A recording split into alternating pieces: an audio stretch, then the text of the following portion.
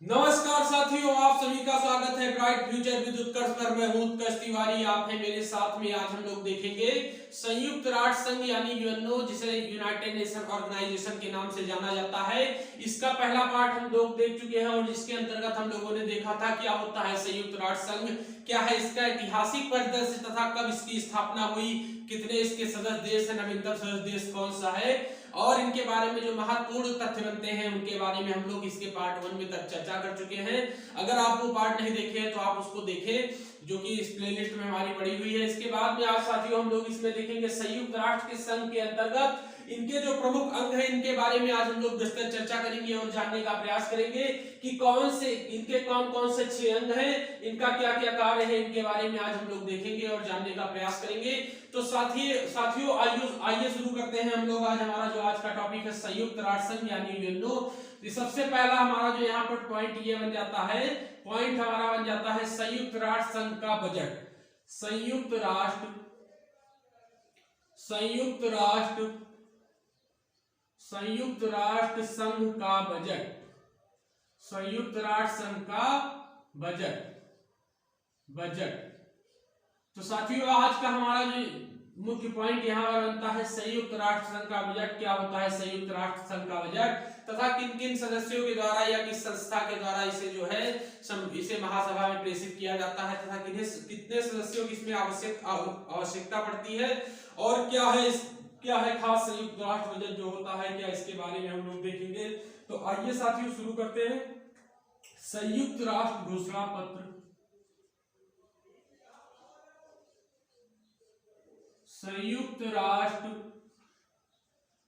घोषणा पत्र, संयुक्त राष्ट्र घोषणा पत्र के अनुच्छेद,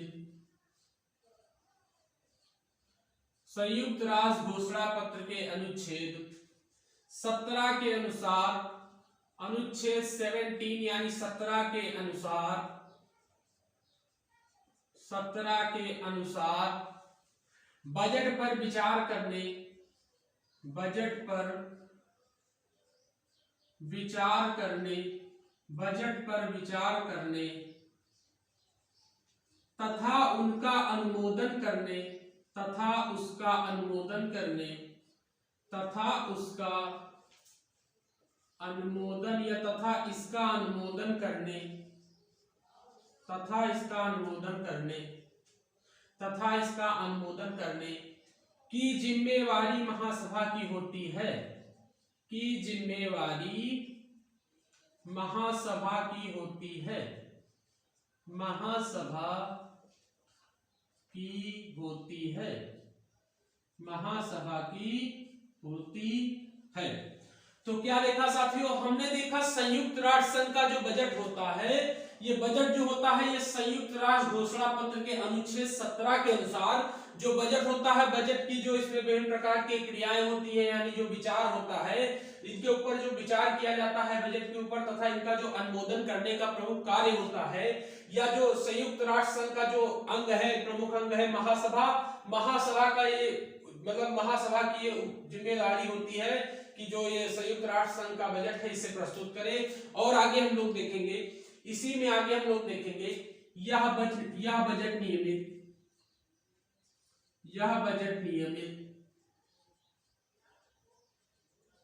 यह बजट नियमित दूसरे वर्ष, यह बजट नियमित दूसरे वर्ष महासभा द्वारा अनुमोदित किया जाता है, महासभा द्वारा अनुमोदित किया जाता है, अनुमोदित किया जाता है, किया जाता है। तो साथियों हमने देखा संयुक्त राष्ट्र संघ का जो बजट होता है इसे प्रत्येक दूसरे वर्ष में महासभा द्वारा अनुमोदित किया जाता है। तो हमने बजट के बारे में चर्चा कर ली साथियों। संयुक्त राष्ट्र संघ का जो बजट होता है, संयुक्त राष्ट्र घोषणा पत्र के अनुच्छेद 17 के अनुसार संयुक्त राष्ट्र संघ के घोषणा पत्र के अनुच्छेद 17 के अनुसार बजट पर विचार करने तथा उसका अनुमोदन करने की जिम्मेवारी महासभा की होती है, या जो बजट होता है नियमित यानी प्रत्येक दूसरे वर्ष में महासभा के द्वारा प्रस्तुत किया जाता है। साथियों इसके बाद में हम लोग देखेंगे अगला, इसके बाद में जो हमारा मुख्य पॉइंट आ जाएगा, आज हम लोग देखेंगे संयुक्त राष्ट्र संघ के अंग। संयुक्त राष्ट्र संघ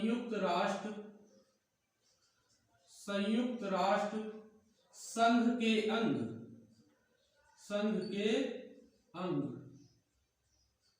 संयुक्त राष्ट्र संघ के अंग,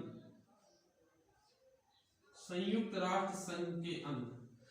तो साथियों अगर हम लोग संयुक्त राष्ट्र संघ की बात करते हैं तो इनकी संख्या, संयुक्त राष्ट्र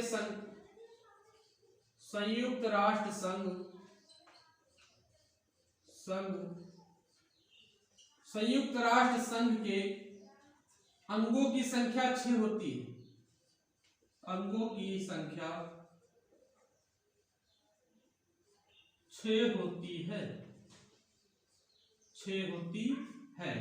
तो साथियों संयुक्त राष्ट्र के संघों की अगर हम लोग बात, संयुक्त राष्ट्र संघ के जो अंग हैं अगर हम लोग इनकी बात करते हैं तो इनकी जो संख्या होती है, संयुक्त राष्ट्र संघ के अंगों की जो संख्या होती है 6 होती है। अगर हम लोग सबसे पहले अंग की बात करते हैं तो संयुक्त राष्ट्र का सबसे पहला अंग कौन सा है, तो पहला हमारा आ जाता है महासभा, जिसे जनरल असेंबली के नाम से जानते हैं। पहला आ जाता है महासभा। महासभा की अगर हम लोग बात करेंगे तो इसे जनरल असेंबली,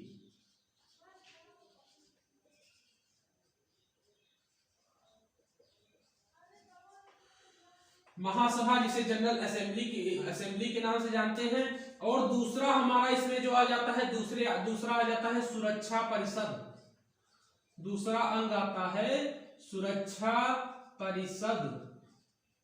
अगर हम लोग सुरक्षा की परिषद की बात करते हैं तो इसे कहते हैं सिक्योरिटी काउंसिल। Security council. साथियों जो इसका दूसरा होता है, दूसरा जो अंग होता है ये होता है सुरक्षा परिषद, जिसे सिक्योरिटी काउंसिल के नाम से जानते हैं। और अगर हम लोग तीसरे की बात करते हैं तो तीसरा हमारा आ जाता है आर्थिक एवं सामाजिक परिषद। तीसरा हमारा आता है आर्थिक एवं सामाजिक परिषद। आर्थिक एवं सामाजिक परिषद। साथियों तीसरा हमारा आता है आर्थिक एवं सामाजिक परिषद। अगर हम लोग इसकी बात करते हैं तो ये हमारा होता है इकोनॉमिक एंड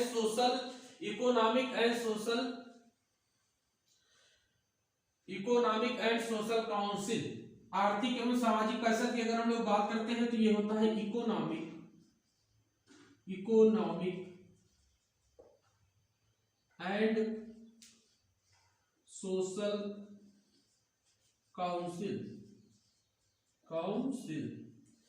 तो साथियों हमने देखा कि संयुक्त राष्ट्र संघ के जो अंग हैं इनकी अगर हम लोग संख्या भी की बात करते हैं तो संयुक्त राष्ट्र संघ के जो अंग हैं इनकी संख्या 6 होती है। अगर हम लोग सबसे पहले अंग की बात करते हैं तो सबसे पहला हमारा इसमें आ जाता है महासभा, जिसे जनरल असेंबली के नाम से जानते हैं। दूसरी आ जाती है सुरक्षा परिषद, जिसे सिक्योरिटी काउंसिल के नाम से जानते हैं। और तीसरा हमारा आ जाता है आर्थिक एवं सामाजिक परिषद, जिसे इकोनॉमिक एंड सोशल काउंसिल के नाम से जानते हैं। और साथियों इसके आगे हम लोग देखेंगे जो हमारा चौथा अंग इसमें आ जाता है, कौन सा हमारा इसमें चौथा अंग है। तीन अंगों के बारे में हम लोग देख चुके हैं और चौथा अंग जो इसमें हमारा आता है संयुक्त राष्ट्र के अंगों के अंतर्गत जो हमारा चौथा अंग आता है, कौन सा है चौथा अंग। तो चौथा अंग साथियों हमारा जो इसमें आता है वो है न्यास परिषद, प्रन्यास परिषद। चौथा हमारा इसमें आ जाता है प्रन्यास परिषद।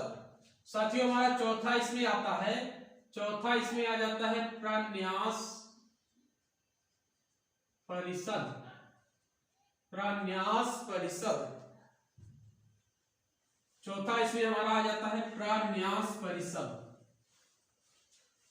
तो साथियों हमने देखा महासभा यानी जनरल असेंबली, सुरक्षा परिषद यानी सिक्योरिटी काउंसिल, और उसके बाद में हम लोगों ने देखा आर्थिक एवं सामाजिक परिषद यानी इकोनॉमिक एंड सोशल काउंसिल। उसके बाद में जो हमारा चौथा आ जाता है, चौथा आता है प्रन्यास परिषद। चौथा हमारा आता है प्रन्यास परिषद। चौथा हमारा इसमें आ जाता है प्रन्यास परिषद। अगर इसकी हम लोग बात करते हैं तो इसे कहते हैं ट्रस्टीशिप काउंसिल, ट्रस्टीशिप काउंसिल। साथियों चौथे को जानते हैं ट्रस्टीशिप काउंसिल के नाम से। अगर हम लोग पांचवें की बात करते हैं कि पांचवा कौन सा इसका अंग है, तो आ जाता है अंतरराष्ट्रीय न्यायालय, इंटरनेशनल न्यायालय, यानी अंतरराष्ट्रीय न्यायालय। अगर इसकी हम लोग बात करते हैं तो हमारा आ जाता है अंतरराष्ट्रीय न्यायालय, यानी international court of justice, international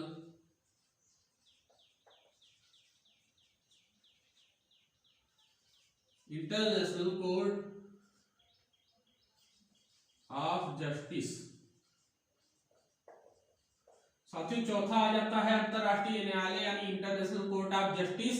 और अगर हम लोग छठवें की यानी और आखिरी की बात करते हैं तो हमारा आ जाता है सचिवालय, जिसे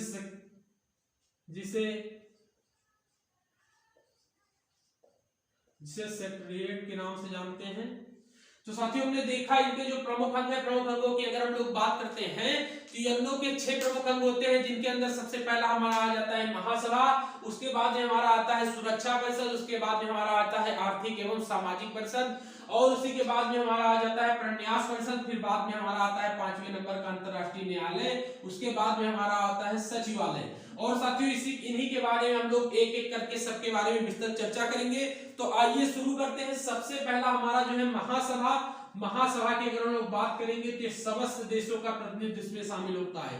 मतलब कहने का तात्पर्य होगा कि जितने भी सदस्य देश होते हैं उन देशों का प्रतिनिधित्व, मतलब उनके जो प्रतिनिधि होते हैं इसमें शामिल होते हैं। और सामान्यतः अगर एक मुंबोले नाम की बात करें, यानी एक कहावत के बारे में बात करें, तो जो महासभा होती है इसे विश्व की लघु संसद के नाम से जाना जाता है। क्या साथियों की जो महासभा होती है इसे विश्व की लघु संसद के नाम से जाना जाता है। तो आइए हम लोग महासभा की शुरुआत करते हैं और इनके जो अंग हैं इनके बारे में हम लोग विस्तृत में चर्चा करेंगे। इनके जो भी अंग हैं इनके बारे में हम लोग विस्तृत में चर्चा करेंगे। तो साथियों शुरू करते हैं। पहला हमारा आ जाता है इसमें महासभा। पहला हमारा आता है महासभा। पहला अंग जो आता है वो है महासभा। अगर महासभा की हम लोग बात करेंगे तो इसमें हम लोग देखेंगे इसमें सभी सदस्य देशों का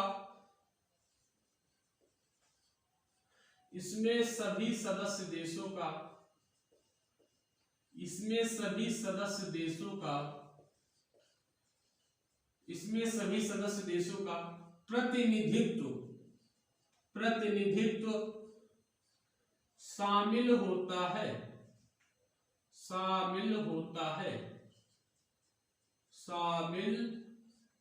होता है। इसीलिए या इसी कारण इसे विश्व की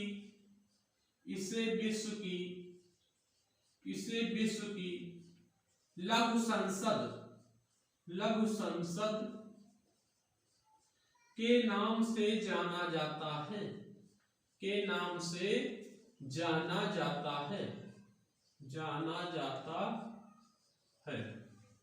तो क्या देखा हमने साथियों? हमने देखा महासभा के बारे में हम लोगों ने देखा कि इसमें जो इनके सभी सदस्य देश होते हैं, मतलब इनके अंतर्गत जो सभी सदस्य देश हैं इनका प्रतिनिधित्व इसमें शामिल होता है। और इसके बाद में हम लोगों ने देखा कि इसीलिए या इसी कारण इसे विश्व की लघु संसद कहा जाता है। और आगे हम लोग देखेंगे प्रत्येक देश का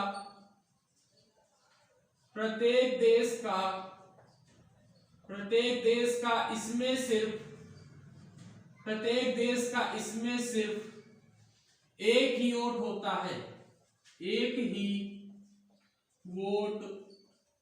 होता है, अर्थात इनके जो सदस्य देश हैं वो उसमें सिर्फ एक ही वोट दे सकते हैं। और आगे हम लोग देखेंगे महत्वपूर्ण प्रश्नों, जैसे अगर इनके हम लोग कार्य की बात करते हैं तो इनका क्या कार्य होता है। कार्य के अंतर्गत हम लोग देखेंगे महत्वपूर्ण प्रश्नों जैसे कौन कौन से महत्वपूर्ण प्रश्न हैं जिनको इसमें सुलझाया जाता है। तो पहला हमारा आ जाता है शांति एवं सुरक्षा से जुड़े मुद्दे, शांति एवं सुरक्षा से जुड़े मुद्दे, सुरक्षा से जुड़े मुद्दे, शांति एवं सुरक्षा से जुड़े मुद्दे। और साथियों इसके बाद में अगर हम लोग बात करेंगे तो दूसरा हमारा आ जाता है नए सदस्यों के प्रयोग, नए सदस्यों का प्रवेश, नए सदस्यों का प्रवेश, नए सदस्यों का यूएनओ के अंतर्गत प्रवेश। और इसके बाद में साथी हमारा जो तीसरा आ जाता है प्रवेश और बजट के निर्माण के लिए, प्रवेश और बजट के निर्माण के लिए, बजट के निर्माण के लिए, बजट के निर्माण के लिए और बजट के निर्माण के लिए 2/3 के जो सदस्य होते हैं इनकी आवश्यकता होती है। यदि महत्वपूर्ण कार्य की अगर हम लोग बात करेंगे तो इनका जो होता है महत्वपूर्ण, इसमें जो प्रश्न पूछे जाते हैं यानी किन किन प्रकार के जो प्रश्न होते हैं इनके बारे में इसमें चर्चा की जाती है। तो शांति एवं कानून सुरक्षा से जुड़े जो भी मुद्दे होते हैं वो इसमें सुलझाए जाते हैं। और उसके बाद में नए सदस्यों का जो प्रयोग होता है तथा बजट के निर्माण के लिए अगर हम लोग बात करेंगे तो 2/3 निर्णय यानी 2/3 यानी दो तिहाई सदस्यों के सहमति की आवश्यकता होती है, सहमति की आवश्यकता होती है, आवश्यकता होती है। यानी कि साथियों अगर किसी भी देश को संयुक्त राष्ट्र संघ के अंतर्गत शामिल करना है तो इसमें जो भी उपस्थित सदस्य होंगे यानी जो भी संयुक्त राष्ट्र संघ के सदस्य होंगे 2/3 यानी 2/3 बहुमत जो भी होना चाहिए, पूर्ण बहुमत के मतलब 2 विशेष बहुमत के साथ में सदस्यों की सहमति आवश्यक है, तभी आप इसमें जुड़ सकते हैं यानी कोई भी देश इसमें जुड़ सकता है। और अगर हम लोग महासभा के बारे में और देखें, महासभा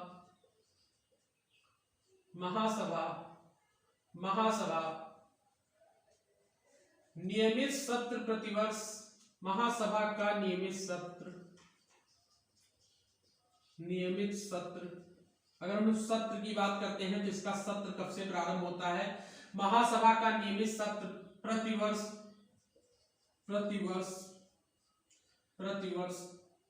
सितंबर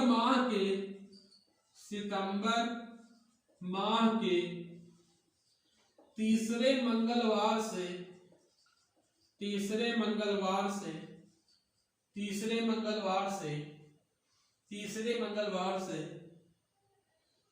मंगलवार से शुरू होकर दिसंबर के मध्य तक चलता है, शुरू होकर दिसंबर के मध्य तक चलता है, तो साथियों हमने देखा कि जो महासभा होती है इसमें सभी सदस्य देशों का प्रतिनिधित्व शामिल होता है, इसलिए इसमें जो सभी सदस्य देश होते हैं केवल इसमें अपना एक वोट दे सकते हैं। और जो प्रतिनिधित्व इसमें शामिल होता है इसीलिए इसे विश्व की लघु संसद भी कहा जाता है। और अगर इनके हम लोग कार्य की बात करते हैं तो इनका जो महत्वपूर्ण कार्य होता है, महत्वपूर्ण प्रश्नों जैसे शांति एवं सुरक्षा से जुड़े जो भी मुद्दे होते हैं उनको इसमें सुलझाया जाता है यानी उनके ऊपर इसमें चर्चा की जाती है तथा अपनी प्रतिक्रियाएं सदस्यों के द्वारा व्यक्त की जाती हैं। और इसी में अगर किसी नए सदस्य देश को यानी इसमें शामिल होना है यानी किसी नए देश को इसमें शामिल होना है तो इसमें जो विशेष बहुमत होना चाहिए यानी 2/3 यानी 2/3 बहुमत के साथ इसमें जो अपना प्रस्ताव है उसको पारित करवाना पड़ेगा, तभी आप इसमें नए सदस्य बन सकते हैं यानी नए सदस्यों का प्रवेश किया जा सकता है। और उसके बाद में अगर हम लोग देखें महासभा का जो नियमित सत्र होता है कब से कब तक ये चलता है, तो जो इसका महासभा का नियमित सत्र प्रतिवर्ष सितंबर माह के तीसरे मंगलवार से शुरू होकर दिसंबर के मध्य तक चलता है। और साथियों इसी में हम लोग आगे देखेंगे और महासभा के कौन कौन से काम हैं इनके बारे में हम लोग देखेंगे। अगर महासभा के वर्तमान में हम लोग अध्यक्ष की बात करते हैं, वर्तमान जो कि एंटोनियो गुटेरेस हैं, अगर हम लोग वर्तमान में बात करते हैं महासभा के वर्तमान अध्यक्ष कौन है, अगर हम लोग बात करते हैं महासभा के वर्तमान अध्यक्ष कौन है, महासभा के वर्तमान अध्यक्ष कौन है, अगर इनकी हम लोग बात करते हैं, आगे हम लोग देखेंगे, आगे हम लोग देखेंगे महासभा के वर्तमान अध्यक्ष, महासभा के वर्तमान अध्यक्ष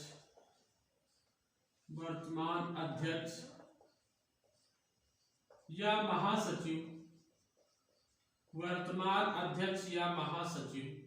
अगर महासभा के वर्तमान अध्यक्ष या महासचिव की हम लोग बात करेंगे तो जो कि एंटोनियो गुटेरेस हैं, एंटोनियो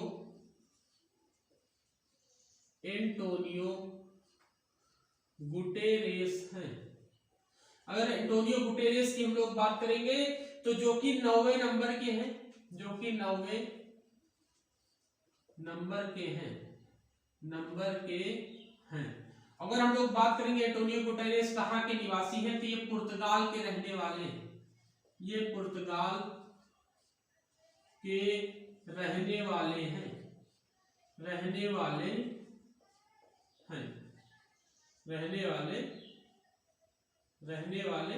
हैं।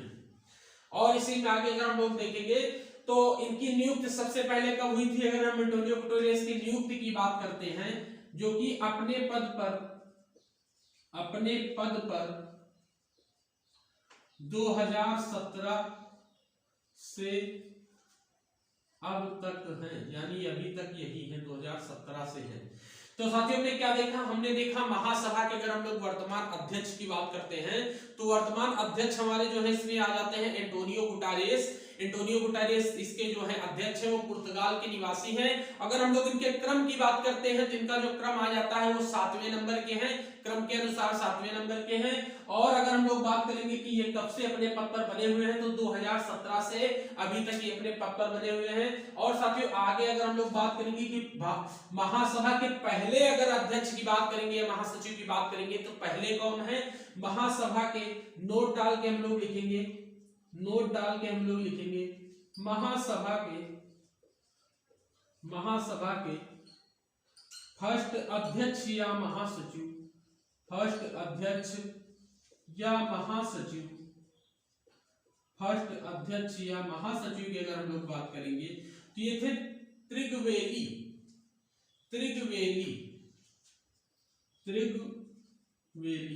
जो कि नॉर्वे के निवासी थे, तो साथियों हमने देखा कि महासभा के जो पहले अध्यक्ष या महासचिव को अगर हम लोग देखेंगे तो महासभा के पहले अध्यक्ष या महासचिव त्रिगवेली हैं, जो कि नॉर्वे के निवासी हैं। और साथियों इसी में अगर हम लोग देखेंगे और महासभा के कौन कौन से काम हैं, क्या महासभा का कार्य होता है और कौन कौन से कार्यों का निर्वहन करती है, तो इनके बारे में आगे हम लोग देखेंगे।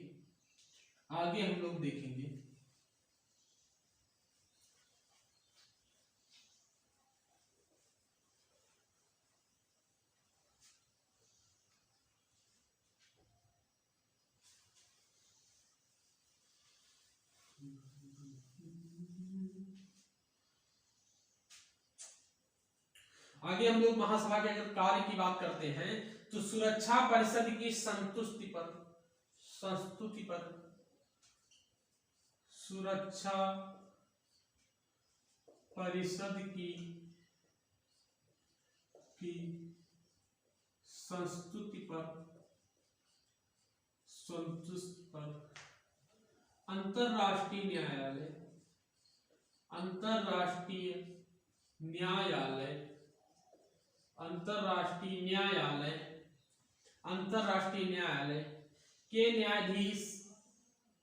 के न्यायाधीश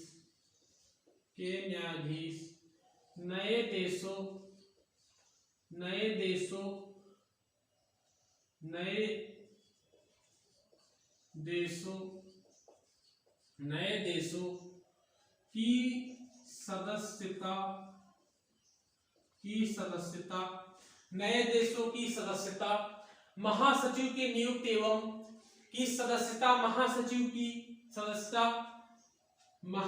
की महासचिव की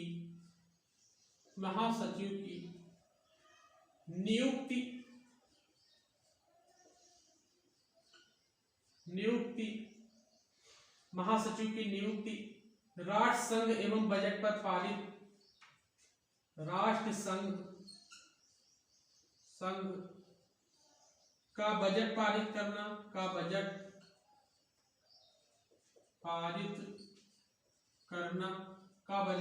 करना आदि महासभा के कार्य हैं।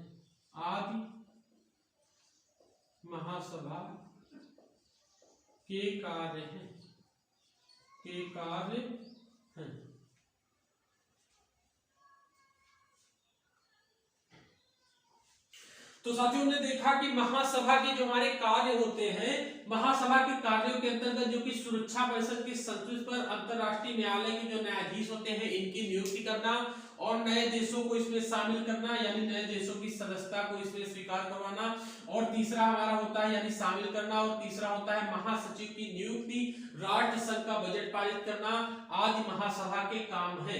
यानी अगर हम लोग कार्य की बात करते हैं, महासभा के अगर हम लोग कार्य की बात करते हैं तो ये उनके विभिन्न कार्य हो गए। और साथियों अगर इसके बाद में हम लोग देखेंगे तो अगला हमारा आ जाता है, अगला जो इसका अंग है वो आ जाता है सुरक्षा परिषद यानी सिक्योरिटी काउंसिल। तो हम लोग सिक्योरिटी काउंसिल के बारे में देखेंगे। यूएनओ यानी यूनाइटेड नेशन ऑर्गेनाइजेशन का जो अगला हमारा इसमें अंग आ जाता है वो है सिक्योरिटी काउंसिल। हम लोग इसके बारे में देखेंगे।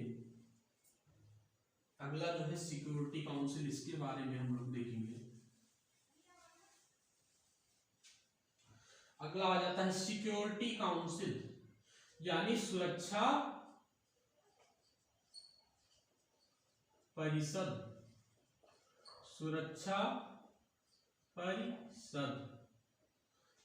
तो साथियों क्या होती है सुरक्षा परिषद, इसके बारे में हम लोग देखेंगे। यह संयुक्त संघ का मुख्य अंग है।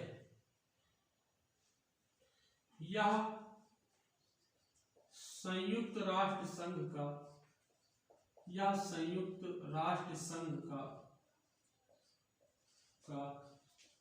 मुख्य अंग है। यह संयुक्त राष्ट्र संघ का मुख्य अंग है और यह एक प्रकार की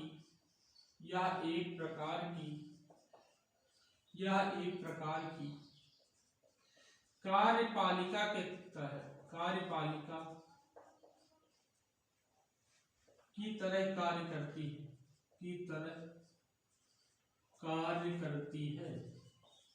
की तरह कार्य करती है।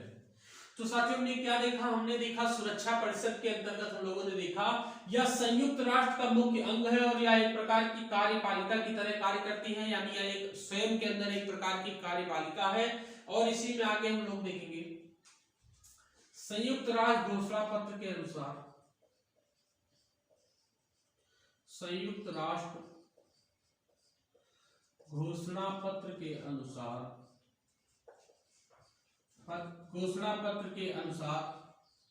संयुक्त राष्ट्र घोषणा पत्र के अनुसार अंतरराष्ट्रीय शांति संयुक्त राष्ट्र घोषणा पत्र के अनुसार अंतरराष्ट्रीय शांति और सुरक्षा को बनाए रखना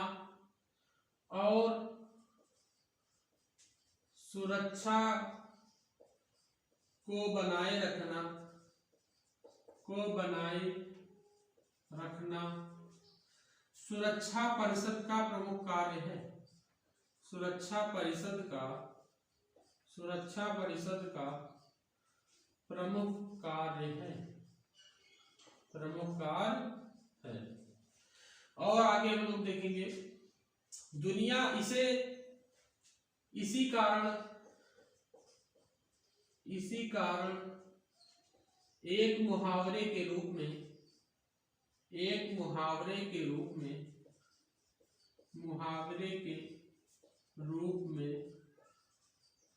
इसे दुनिया का पुलिस कहा जाता है। दुनिया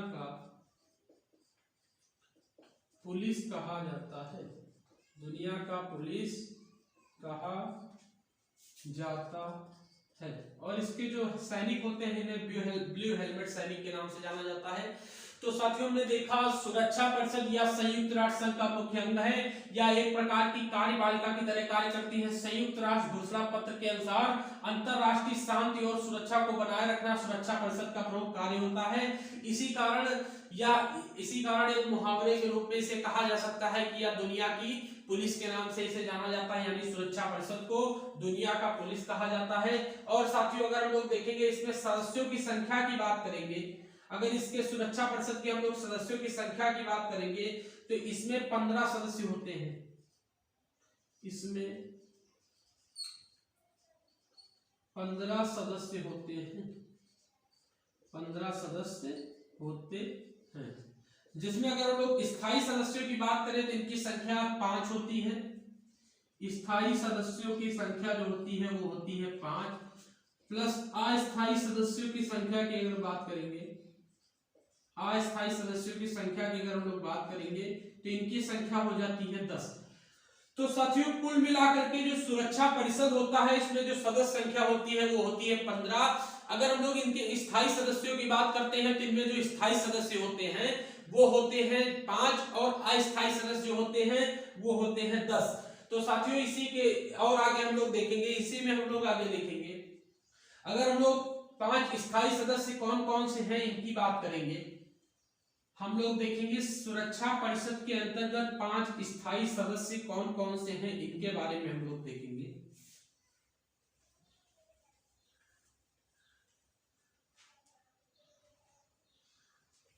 सुरक्षा परिषद के अंतर्गत जो 5 स्थायी सदस्य हैं इनको हम लोग देखेंगे। तो 5 स्थायी सदस्य, 5 स्थायी सदस्य, तो कौन से 5 इसमें स्थायी सदस्य हैं इनके बारे में हम लोग देखेंगे। अमेरिका, रूस। तो साथियों हम लोगों ने देखा कि जो सुरक्षा परिषद के अंतर्गत जो इनमें सदस्य की संख्या होती है ये होती है 15 और इसमें जो 5 स्थायी सदस्य होते हैं अगर इनके हम लोग बात करते हैं कि कौन कौन से 5 स्थायी सदस्य होते हैं तो पहला इसमें हमारा सदस्य आ जाता है अमेरिका, फिर है फ्रांस, फिर है रूस, फिर है चीन, फिर है ब्रिटेन। इस प्रकार से इसमें जो स्थायी सदस्यों की संख्या होती है वो होती है 5। और इसमें अगर आगे हम लोग देखेंगे जो स्थायी सदस्य होते हैं इन्हें एक विशिष्ट प्रकार की जो शक्ति होती है यानी वीटो पावर इन्हें प्रदान की जाती है। और नोट पॉइंट लगा के आगे हम लोग देखेंगे जो स्थायी सदस्यों का निर्वाचन होता है ये प्रत्येक दूसरे वर्ष जो महासभा के 2/3 सदस्य होते हैं यानी 2/3 सदस्य की संख्या जो होती है उनके द्वारा जब ये प्रस्ताव पारित कर दिया जाता है तो इसमें जो स्थायी सदस्य 10 होते हैं जिनकी संख्या 10 होती है इनका निर्वाचन किया जाता है। और साथियों अगर हम लोग देखेंगे इसमें देखेंगे वीटो पावर का आज तक अभी तक सबसे ज्यादा यूज किसने किया है तो यूएसएसआर यानी सोवियत संघ जो है सोवियत संघ ने सबसे ज्यादा बार इसका प्रयोग किया है। और सामान्यतः इस समय अभी देखने को आ रहा है कि रूस और यूक्रेन के बीच में काफी कुछ विवाद बचा हुआ है और कुछ आक्रमण एक दूसरे के ऊपर वो लोग करने में लगे हुए हैं।